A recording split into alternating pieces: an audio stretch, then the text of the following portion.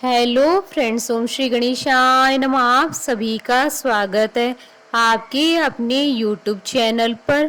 Friends, आज हम आपको इस वीडियो में बताने वाले हैं वैशाख मास की संकष्टी चतुर्थी का व्रत आपको किस दिन करना चाहिए, क्योंकि वैशाख मास की संकष्टी चतुर्थी के व्रत को लेकर इस बार थोड़ा सा कंफ्यूजन हो सकता है, क्योंकि चतुर्थी तिथि इस बार 29 अप्रैल की रात्रि में ही लग जाएगी।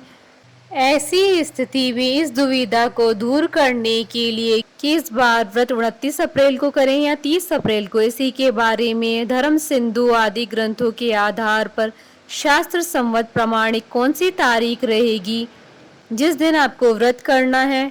साथ ही हम आपको बताएंगे वैशाख मास की संकष्टी चतुर्थी की व्रत कथा, पूजा विधि और मनोकामना पूर्ति के उपाय के बारे में।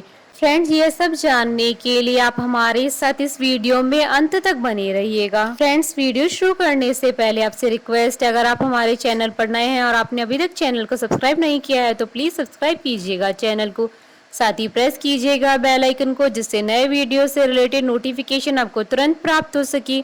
और वीडियो पसंद आने पर वीडियो को लाइक और शेयर जरूर कीजिएगा और कमेंट बॉक्स में ओम श्री गणेशाय नमः जरूर लिखिएगा। संकष्टी गणेश चतुर्थी का व्रत प्रत्येक मास के कृष्ण पक्ष की चतुर्थी को किया जाता है। वैशाख मास के कृष्ण पक्ष की चतुर्थी को किया जाने वाला व्रत वैशाख संकष्टी गणेश चतुर्थी व्रत कहलाता है। भविष्य पुराण में कहा गया है कि जब मन संकटों से घिरा महसूस करे तो गणेश चतुर्थी का व्रत करे, इससे कष्ट दूर होते हैं और धर्म, अर्थ, मोक्ष, विद्या, धन व आरोग्य की प्राप्ति होती है। वैशाख मास के कृष्ण पक्ष की संकष्टी चतुर्थी को विकट संकष्टी चतुर्थी के नाम से जाना जाता है। इसे सकट चौथ, संकष्टी चतुर्थी आदि नामों से भी जाना जाता है। चतुर्थी के दिन विघ्नहर्ता श्री गणेश जी की विधि विधान से पूजा अर्चना की जाती है और विधि पूर्वक व्रत किया जाता है। प्रत्येक मास में 2 बार चतुर्थी आती है, एक कृष्ण पक्ष की, दूसरी शुक्ल पक्ष की। कृष्ण पक्ष की चतुर्थी को संकष्टी चतुर्थी और शुक्ल पक्ष की चतुर्थी को विनायक चतुर्थी के नाम से जाना जाता है। वैशाख मास की संकष्टी चतुर्थी का व्रत रखकर भगवान गणेश की विशेष पूजा करने से मनचाही कामना पूरी हो जाती है। संकष्टी चतुर्थी के दिन प्रथम पूजनीय भगवान गणेश जी का पूजन विधि विधान से करें। विघ्नहर्ता आपके जीवन के सारे विघ्नों को हर लेंगे। वैसे तो संकष्टी चतुर्थी का व्रत और पूजन हर महीने में होता है, लेकिन वैशाख मास की कृष्ण पक्ष की संकष्टी चतुर्थी को धर्मशास्त्रों के अनुसार बहुत ही शुभ और सर्वफलदायी बताया गया है। संकष्टी चतुर्थी का अर्थ होता है संकट को हरने वाली चतुर्थी। संकष्टी संस्कृत भाषा से लिया गया एक शब्द है जिसका अर्थ होता है कठिन समय से मुक्ति पाना। इस दिन व्यक्ति अपने दुखों से छुटकारा पाने के लिए गणपति जी की आराधना करता है। पुराणों के अनुसार चतुर्थी के दिन गौरी पुत्र गणेश जी की पूजा करना बहुत ही फलदायी होता है। इस दिन लोग सूर्योदय के समय से लेकर चंद्रमा उदय होने तक के समय तक उपवास रखते हैं। संकष्टी चतुर्थी के दिन गणपति जी की पूजा करने से घर में नकारात्मक प्रभाव दूर हो जाते हैं और शांति बनी रहती है। ऐसा कहा जाता है कि गणेश जी घर में आ रही सारी विपदाओं को दूर करते हैं और व्यक्ति की मनोकामनाओं को पूरा करते हैं। चंद्र दर्शन भी चतुर्थी के लिए बेहद शुभ माना जाता है। सूर्योदय से प्रारंभ होने वाला यह व्रत चंद्र दर्शन के बाद ही संपन्न होता है। पूरे साल में संकष्टी चतुर्थी के 13 व्रत किए जाते हैं और सभी व्रत के लिए अलग अलग व्रत कथा है। फ्रेंड्स, अब आइए जानते हैं वैशाख मास की संकष्टी चतुर्थी की पूजा विधि। संकष्टी चतुर्थी के दिन सूर्योदय से पहले उठकर गंगा जल मिले जल से स्नान करें। स्नान आदि से निवृत्त होकर स्वच्छ वस्त्र धारण करें। इस दिन लाल वस्त्र धारण करना बेहद शुभ माना जाता है। हाथ में जल, अक्षत और फूल लेकर व्रत का संकल्प करें। इसके बाद पूजा स्थल पर एक चौकी पर गणेश जी की प्रतिमा या तस्वीर स्थापित करें। उत्तर दिशा की ओर मुंह करके भगवान श्री गणेश जी की पूजा कर उन्हें शुद्ध जल अर्पित करें। सबसे पहले आप गणपति जी की मूर्ति को फूलों से अच्छी तरह सजा लें। पूजा में आप तिल, गुड़, लड्डू, फूल, तांबे के कलश में पानी, धूप, चंदन और प्रसाद के तौर पर केला या नारियल रखें। ध्यान रहे, पूजा के समय आप देवी दुर्गा की प्रतिमा या मूर्ति भी अपने पास रखें। ऐसा करना बेहद शुभ रहता है। गणपति जी को रोली लगाएं और फूल और जल अर्पित करें। संकष्टी के दिन भगवान गणपति को तिल के लड्डू और मोदक का भोग लगाया जाता है। गणपति जी के सामने धूप दीप जलाकर गणपति जी के ओम गण गणपतये नमः मंत्र का कम से कम 108 बार जाप करें। इस दिन गणेश जी को दूर्वा भी अर्पित करना चाहिए। ऐसा करने से व्यक्ति के धन सम्मान में वृद्धि होती है। इस दिन गणेश जी को तुलसी भूलकर भी नहीं चढ़ाना चाहिए। संकष्टी चतुर्थी के दिन तिल के लड्डुओं का भोग लगाने से भगवान गणेश जी शीघ्र प्रसन्न हो जाते हैं। विधिवत पूजन और मंत्र जप के बाद जल में तिल मिलाकर सूर्य को अर्घ्य दें। पूजा के बाद आप फल, मूंगफली, खीर, दूध या साबूदाने को छोड़कर कुछ भी न खाएं। बहुत से लोग व्रत वाले दिन सेंधा नमक का इस्तेमाल करते हैं, लेकिन आप सेंधा नमक नजरअंदाज करने की कोशिश करें। शाम के समय चांद निकलने से पहले आप गणपति जी की पूजा करें और संकष्टी व्रत कथा का पाठ करें। फिर अंत में गणेश जी की आरती करें। बाद में प्रसाद ब्राह्मणों तथा परिजनों को दे दें।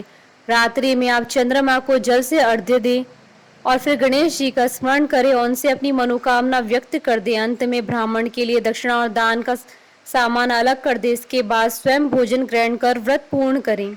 संकष्टी का उपवास तिल के लड्डू या तिल खाकर ही खोलना चाहिए। फ्रेंड्स, अब आइए जानते हैं वैशाख मास की संकष्टी चतुर्थी का शुभ मुहूर्त। तो बात यह आती है कि हमें यह व्रत किस दिन करना चाहिए, 29 अप्रैल को करें या 30 अप्रैल को। फ्रेंड्स, धर्म सिंधु और निर्णय सिंधु आदि धर्म ग्रंथों के आधार पर इसकी प्रमाणिक तारीख 30 अप्रैल 2021 शुक्रवार को है। वैशाख कृष्ण चतुर्थी तिथि प्रारंभ होगी 29 अप्रैल 2021 को रात्रि 10:09 पर और चतुर्थी तिथि का समापन होगा अगले दिन 30 अप्रैल 2021 को रात्रि 7:09 पर और चंद्रोदय का समय रहेगा 30 अप्रैल 2021 को रात्रि 10:49 पर। फ्रेंड्स, अब आइए आरंभ करें वैशाख मास संकष्टी चतुर्थी की व्रत कथा। धर्मकेतु नामक ब्राह्मण की कथा आरंभ करें। पार्वती जी ने पूछा, वैशाख महीने के कृष्ण पक्ष की जो संकटा नामक चतुर्थी कही गई है, उस दिन किस गणेश का किस विधि से पूजन करना चाहिए और उस दिन भोजन में क्या ग्रहण करना चाहिए। गणेश जी ने उत्तर दिया, हे माता, वैशाख कृष्ण चतुर्थी के दिन व्रत करना चाहिए।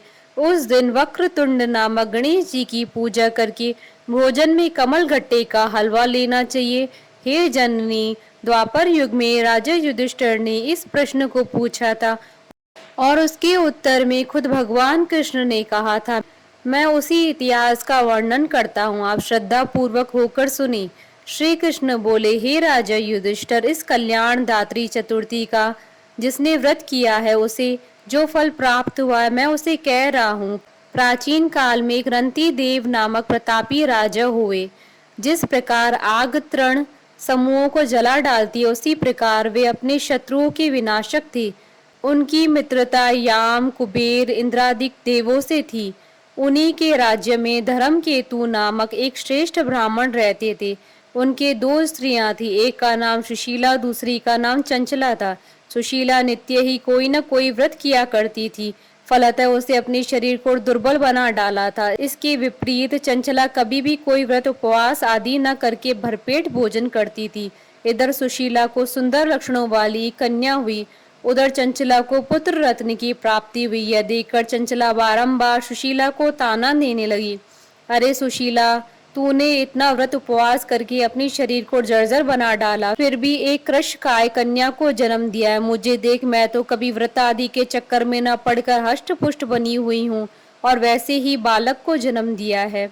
अपनी सौत का व्यंग बाण सुशीला के हृदय में चुभने लगा। वह पतिव्रता विधिवत गणेश जी की उपासना करने लगी। जब सुशीला ने भक्ति भाव से संकट नाशक गणेश चतुर्थी का व्रत किया तो रात्रि में वरदायक गणेश जी ने उसे दर्शन दिया। श्री गणेश जी ने कहा, हे सुशीले, तेरी आराधना से हम अत्यधिक संतुष्ट हैं। मैं तुम्हें वरदान दे रहा हूँ कि तेरी कन्या के मुख से निरंतर मोती और मूंगा प्रवाहित होते रहेंगे। हे कल्याणी, इससे तुझे सदा प्रसन्नता रहेगी। हे सुशीले, तुझे वेद शास्त्र वेता एक पुत्र भी उत्पन्न होगा। इस प्रकार वरदान देकर गणेश जी अंतर ध्यान हो गए।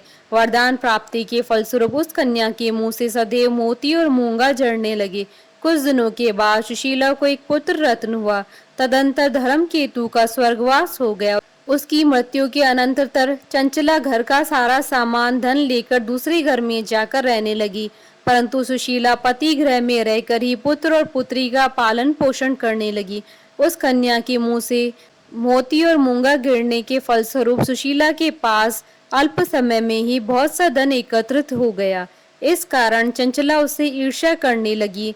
एक दिन हत्या करने के उद्देश्य से चंचला ने सुशीला की कन्या को कुएं में ढकेल दिया। उस कुएं में गणेश जी ने उसकी रक्षा की और वह बालिका सकुशल अपनी माता के पास लौट आई। उस बालिका को जीवित देखकर चंचला का मन उद्विग्न हो उठा। वह सोचने लगी कि जिसकी रक्षा ईश्वर करता है उसे कौन मार सकता है। इधर सुशीला अपनी पुत्री को पुनः प्राप्त कर प्रसन्न हो गई। पुत्री को छाती से लगाकर उसने कहा, श्री गणेश जी ने तुझे पुनः जीवन दिया है। अनाथों के नाथ गणेश जी हैं।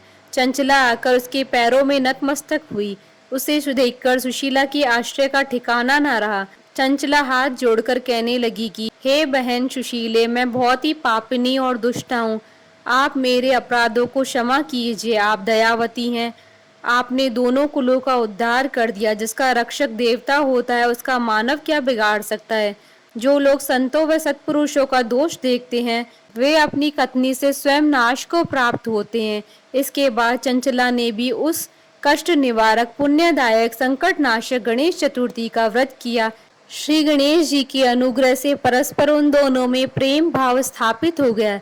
जिस पर गणेश जी की कृपा होती है उसके शत्रु भी मित्र बन जाते हैं। सुशीला के द्वारा संकट नाशक गणेश चतुर्थी का व्रत किए जाने के कारण उसकी सौत चंचला का हृदय परिवर्तन हो गया। श्री गणेश जी कहते हैं कि हे देवी, पूर्व काल का पूरा वृतांत आपको सुना दिया।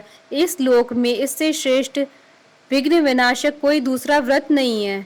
श्री कृष्ण जी कहते हैं कि हे धर्मराज, आप भी विधि पूर्वक गणेश जी का व्रत कीजिए। इसके करने से आपकी शत्रुओं का नाश होगा तथा अष्ट सिद्धियां और नव निधियां आपके सामने करबद्ध होकर खड़ी रहेंगी। हे धर्मपरायण युधिष्ठिर, आप अपने भाइयों और धर्म पत्नी और माता के सहित इस व्रत को कीजिए। इससे थोड़े समय में ही आप अपने राज्य को प्राप्त कर लेंगे। फ्रेंड्स, अब आइए जानते हैं संकष्टी चतुर्थी पर मनोकामना पूर्ति के उपाय के बारे में। संकष्टी चतुर्थी के दिन पूजा के समय गणेश जी को शमी की पत्तियां अर्पित करें। इससे गणेश जी अत्यंत प्रसन्न होते हैं। इस उपाय को करने से आपके सारे बिगड़े काम बनेंगे और कार्यों में सफलता प्राप्त होगी और सभी मनोकामनाएं पूर्ण होगी। बोली भगवान गणेश की जय। हमारे साथ इस वीडियो में अंत तक बने रहने के लिए आपका धन्यवाद। ओम श्री गणेशाय नमः।